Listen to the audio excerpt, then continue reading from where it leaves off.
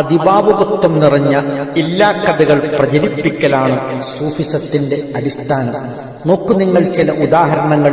ഒരു സൂഫി തന്റെ കല്യാണശേഷം ആദ്യ രാത്രിക്ക് മുമ്പ് തന്നെ നേരെ ഇങ്ങേറി ചെല്ലുന്നത് ഒരു ഗുഹക്കകത്തേക്കാണ്.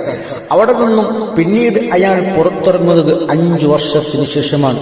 നോക്കൂ, ഇതൊക്കെ കേട്ടുകൊണ്ട് അന്താളിച്ചുകൊണ്ട് നമ്മുടെ ഷെയ്ഖ് അങ്ങേയറ്റം ഉന്നതമായ പദവിയിലാണെന്ന് കൈയടിച്ചുകൊണ്ടിരിക്കുന്ന ജാഹിലുകൾ. അതേസമയം ഇത് തികച്ചും അനിസ്ലാമികമാണെന്ന് പറയാൻ ഇവിടെ ആളെ കിട്ടില്ല. അങ്ങേയറ്റം തോന്നിയവാസവും ധിക്കാരവും അനിസ്ലാമികമാണ് ഇയാൾ പ്രവർത്തിച്ചിരിക്കുന്നത്.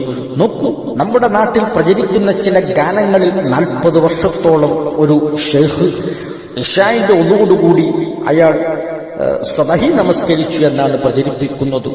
ഒരിക്കലും നടക്കാത്ത നിരർത്ഥകമായ ഒരു വ്യർത്ഥമായ ഒരു അവകാശവാദമാണിത്.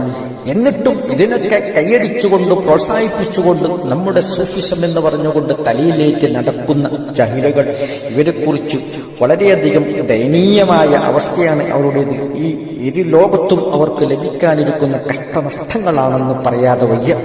അല്ലാഹു സുബ്ഹാനഹു വ തആല നമ്മെ അനുഗ്രഹിക്കുമാറാകട്ടെ, സത്യപാതയിൽ ഉറപ്പിച്ചു നിർത്തുമാറാകട്ടെ. ആഖിറു ദഅവാനാ അൽഹംദുലില്ലാഹി റബ്ബിൽ ആലമീൻ.